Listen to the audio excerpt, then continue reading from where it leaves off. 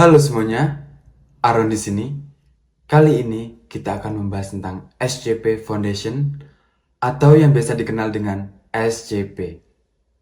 Sebelumnya, selamat datang di channel Blank Story, di mana di channel ini kita akan membahas tentang cerita-cerita horor, konspirasi, sejarah, dan hal yang menarik lainnya.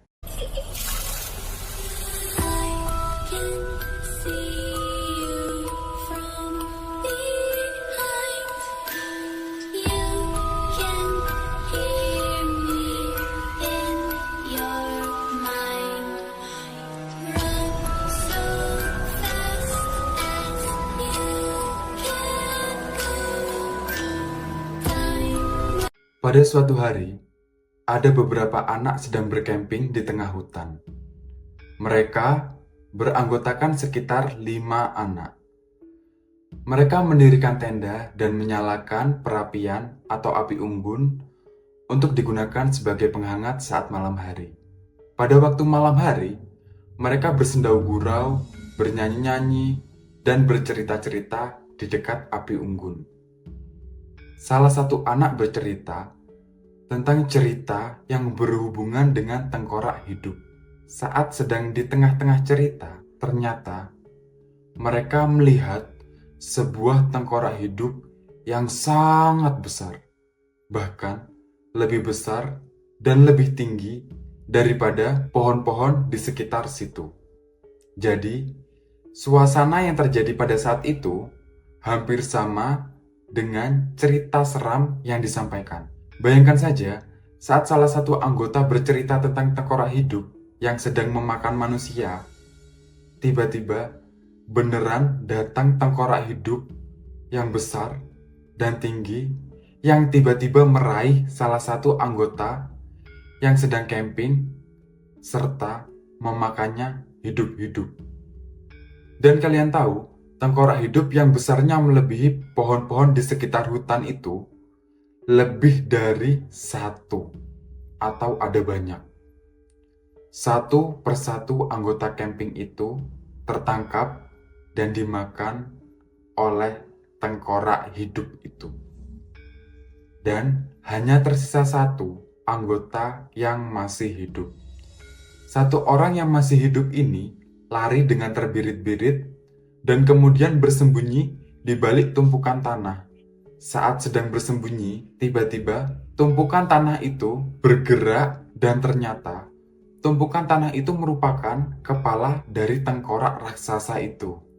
Saat anak itu hampir tertangkap, tiba-tiba muncul sinar yang sangat terang menyinari kepala tengkorak itu dan kemudian tengkorak raksasa itu seperti meraung kesakitan.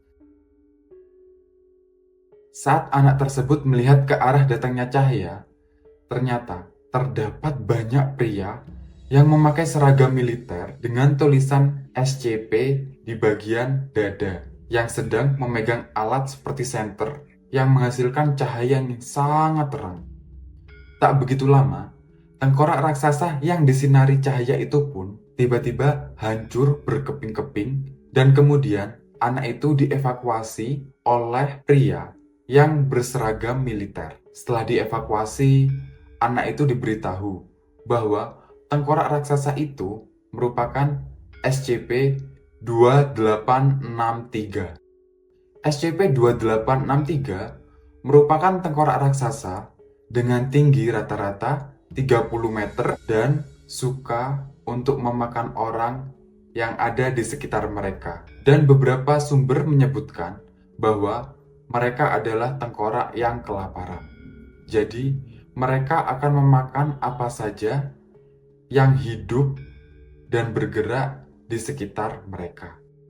SCP-2863 diperkirakan dalam populasinya terdapat 200 tengkorak hidup.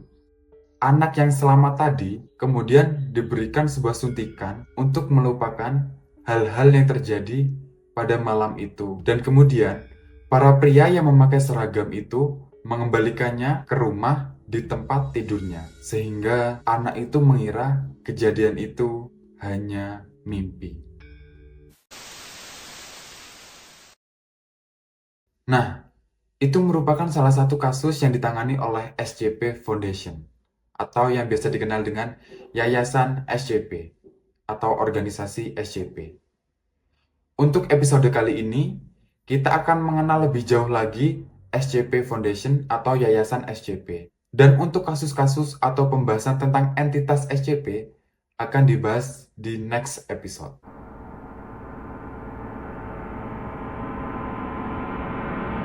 Apa itu SCP? Jadi, SCP merupakan organisasi fiktif yang bersifat rahasia dan misterius, di mana organisasi ini tersembunyi di seluruh dunia. Walaupun katanya SCP ini fiktif, tapi dari tulisan-tulisan atau artikel yang ada, itu banyak sekali penjelasan-penjelasan secara detail, bahkan ada pula yang dijelaskan secara ilmiah, sehingga banyak orang yang berpikir bahwa organisasi SCP ini bukan fiksi, melainkan nyata. SCP sendiri di sini didefinisikan sebagai organisasi rahasia pemerintah yang digunakan untuk menampung berbagai macam anomali berupa makhluk hidup maupun benda mati yang bertujuan untuk melindungi umat manusia. Sebelumnya, kita akan mengenal kata anomali. Mungkin di sini ada beberapa orang yang tidak mengenal kata anomali. Jadi, anomali merupakan suatu istilah yang merujuk kepada keadaan penyimpangan atau keanehan yang terjadi, atau bisa disingkat dengan kata tidak normal. Jadi, organisasi SCP ini akan mengumpulkan atau menampung, mengamankan, bahkan menciptakan sesuatu hal yang anomali atau bersifat tidak normal. Entah itu makhluk hidup, benda mati, maupun suatu tempat ataupun artefak. Dan keberadaan anomali tersebut akan disembunyikan dari halayak publik untuk mencegah kepanikan massal.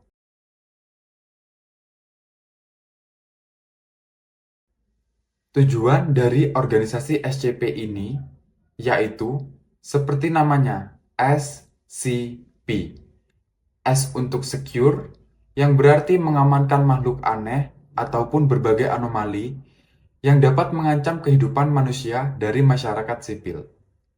C untuk contain, yang berarti mencegah pengaruh dari penyebaran makhluk-makhluk aneh dengan cara mengurung atau menyembunyikan mereka agar tidak diketahui oleh masyarakat. Dan P untuk protect, yang berarti melindungi umat manusia dari makhluk-makhluk aneh ataupun suatu anomali dan menjadikan mereka sebagai objek penelitian untuk kepentingan umat manusia. Makhluk-makhluk SCP diklasifikasikan menjadi 7 level atau 7 kategori. Hal ini dibedakan dari tingkat kesulitan penanganan. Untuk yang pertama, yakni kategori safe atau aman. Anomali yang dapat ditahan dengan mudah dan aman, serta tidak menimbulkan efek yang berarti. Contoh SCP yang diklasifikasikan dalam kategori safe atau aman, yakni SCP-005. SCP-005 merupakan suatu benda yang berbentuk kunci berornamen, tetapi memiliki anomali berupa dia bisa membuka semua bentuk kunci apa saja, entah itu kunci elektronik maupun kunci manual. Untuk cerita selengkapnya akan dibahas di next episode. Selanjutnya yakni Eclipse, anomali yang sulit diprediksi atau memiliki perilaku yang tidak dapat sepenuhnya dipahami oleh peneliti saat ini. Meskipun mungkin tidak selalu berbahaya, penanganannya memerlukan lebih banyak perhatian dan pemantauan. Penanganannya memerlukan sumber daya yang lebih besar untuk penahanan sepenuhnya atau dalam keadaan di mana penahanannya tidak selalu aman. Biasanya hal ini disebabkan oleh SCP yang kurang dipahami atau memang tak dapat diprediksi oleh peneliti. Salah satu contoh SCP yang berkategori Euclid yakni SCP-162. SCP-162 merupakan sekumpulan kail pancing, tali pancing, jarum, gunting, dan benda tajam lainnya dalam bentuk bola kasar dengan lebar hampir 2,4 meter atau 8 kaki, dan tinggi 2,1 meter atau 7 kaki. Yang selanjutnya yakni Keter. SCP berkelas Keter adalah anomali yang sangat sulit dikendalikan dan dapat menyebabkan kerusakan besar atau ancaman serius terhadap keamanan manusia. Klasifikasi ini mencakup objek-objek yang sangat berbahaya atau sangat sulit dipahami. Tidak jarang, yayasan tidak mampu menahan SCP berkelas Keter dengan baik karena ketidakadaan pemahaman yang kuat mengenai anomali tersebut atau ketidakadaan teknologi untuk menahan dan mengurusnya dengan benar. SCP berkelas Keter tidak harus berbahaya karena Keter berarti SCP tersebut sangat sulit untuk ditangani atau memerlukan sumber daya yang sangat besar. Contoh SCP yang berkategori Keter yakni SCP-094. Jadi, SCP-094 tampak seperti bola hitam dengan bulat yang sempurna dan memiliki diameter sebesar 163 cm yang melayang kurang lebih 3 meter di atas tanah. Selanjutnya yakni Tau Mill. Anomali yang digunakan atau dimanfaatkan oleh SCP Foundation untuk mengendalikan atau menetralisir ancaman SCP lainnya. Klasifikasi ini jarang digunakan dan mencakup entitas yang memberikan manfaat atau keuntungan unik kepada SCP Foundation atau Yayasan SCP. Contoh SCP yang memiliki kategori Tau Mill adalah SCP-122. Jadi, SCP-122 adalah lampu malam plastik yang berbentuk bintang dan diperkirakan diproduksi antara tahun 1960 dan 1980. Selanjutnya yakni Apollyon. Klasifikasi ini digunakan untuk objek atau makhluk yang tidak dapat dikendalikan atau dicegah oleh SCP Foundation. Situasi dengan klasifikasi Apollyon seringkali dianggap sebagai ancaman global atau kehancuran dunia yang tak terelakkan. Contoh SCP yang memiliki kategori Apollyon yakni SCP-3999. Jadi, SCP-3999 merupakan entitas jahat yang berhati dingin dan dapat memutarbalikkan kenyataan. Next yakni kategori netral. Kategori netral merupakan klasifikasi untuk objek atau makhluk yang tidak lagi menjadi ancaman atau tidak dapat diaktifkan kembali. Hal ini mencakup objek-objek yang telah dihancurkan, dinetralisir, atau kehilangan sifat anehnya. Contohnya yakni SCP-2308. SCP-2308 merupakan sederet kendaraan berperforma tinggi yang diproduksi mulai tahun 1999 hingga 2009 dan dijual mulai tahun 1998 hingga 2008 oleh Argo Automotive. Dan yang terakhir adalah kategori Explained atau terjelaskan. Klasifikasi ini diberikan kepada objek atau makhluk yang asal-usul atau sifat anehnya telah dijelaskan dan dipahami sepenuhnya oleh SCP Foundation. Mungkin tidak lagi memerlukan pemantauan aktif atau penahanan. Contohnya yakni SCP-711-EX. SCP-711-EX adalah seorang remaja laki-laki negro yang mengeklaim bahwa dirinya berasal dari abad ke-21. Saat ini, tidak ada tanda-tanda aktivitas anomali temporal yang terdeteksi di sekitar SCP-711-EX. Untuk pembahasan lebih lengkapnya mengenai kasus-kasus dan macam-macam SCP, akan aku bahas di beberapa video di episode selanjutnya. Nah, barusan adalah klasifikasi makhluk-makhluk atau entitas anomali yang ditangani oleh SCP. Dan sekarang, kita akan membahas tentang staf-staf atau anggota yang bekerja di SCP. Yang pertama, yakni spesialis penahanan atau containment specialist. Apabila SCP mendapatkan sebuah keluhan atau laporan bahwa ada sebuah anomali atau terdapat makhluk yang aneh, maka Spesialis penahanan ini yang akan turun tangan untuk menahan anomali tersebut dan menaruhnya ke penjara atau fasilitas penahanan di Yayasan SCP, jikalau memungkinkan. Yang kedua, yakni engineering. Apabila makhluk atau entitas anomali berhasil ditahan, kemudian engineering akan merancang unit dan skema penahanan untuk anomali di fasilitas penahanan Yayasan SCP Foundation.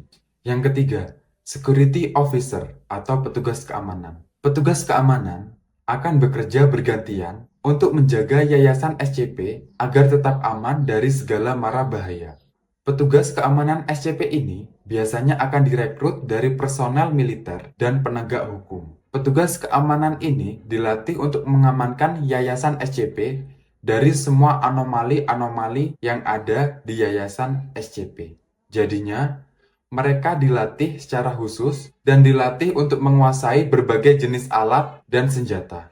Petugas keamanan SCP ini juga bertanggung jawab dalam hal menjaga informasi dan data agar tidak bocor ke publik. Yang keempat yakni peneliti. Anomali-anomali yang ditahan atau ditampung di fasilitas penahanan Yayasan SCP kemudian akan diteliti lebih lanjut oleh peneliti. Peneliti yang dipekerjakan adalah peneliti yang tercerdas dan terlatih di seluruh dunia. Berbagai spesialis bidang disediakan di fasilitas penahanan Yayasan SCP, mulai dari bidang kimia, fisika, biologi, matematika, botani, dan lain sebagainya. Yang kelima, tim taktis atau Tactical Response Officer. Tim ini memiliki tugas untuk mengawal tim spesialis penahanan dan tim ini dilengkapi dengan berbagai senjata dan alat untuk mencegah hal yang tidak diinginkan terjadi. Yang keenam, agen lapang. Agen ini bertugas untuk mencari dan menyelidiki anomali-anomali yang ada dan agen ini diharuskan untuk menyamar agar tidak ketahuan identitas aslinya. Mereka akan menyamar sebagai guru, dokter, dosen, atau bahkan menyamar sebagai anggota pemerintah demi mendapatkan informasi tentang sebuah anomali. Tim lapang ini hanya bertugas untuk melaporkan saja. Mereka tidak ikut serta dalam menangani secara langsung anomali yang ada, agar identitasnya tetap terjaga secara rahasia. Yang ketujuh, yakni Mobile Task Force Operatif, merupakan anggota elit yang biasanya memiliki tugas untuk menangani kasus-kasus atau makhluk anomali yang sangat-sangat susah untuk dikendalikan atau agresif. Yang kedelapan ada Site Director, merupakan anggota yang memiliki tugas untuk mengamankan lokasi atau wilayah tempat terjadinya anomali berlangsung, sehingga warga sipil yang ada di daerah tersebut tidak terluka atau terimbas dari anomali tersebut. Yang kesembilan, yakni Dewan O5 atau Dewan O5. Dewan O5 merupakan komite tertinggi di Yayasan SCP. Mereka mempunyai akses, bahkan informasi, di semua Yayasan SCP di seluruh dunia. Dan untuk identitas Dewan O5 atau O5, ini sangat-sangat dirahasiakan dan ditutup rapat semua informasinya. Dan hanya ada informasi untuk penyebutannya, yakni mulai dari O5 1, O52, O53, hingga O513 atau 13. Yang ke-10 yakni The Administrator. Untuk anggota ini, informasinya sangat-sangat dibatasi karena sifatnya sangat-sangat rahasia. Karena orang ini merupakan orang yang sudah ada sejak Yayasan SCP ini berdiri. Orang ini merupakan orang-orang yang sangat penting dan bahkan saat terjadi sebuah rapat atau pertemuan dengan kepala negara, orang inilah yang akan menemuinya.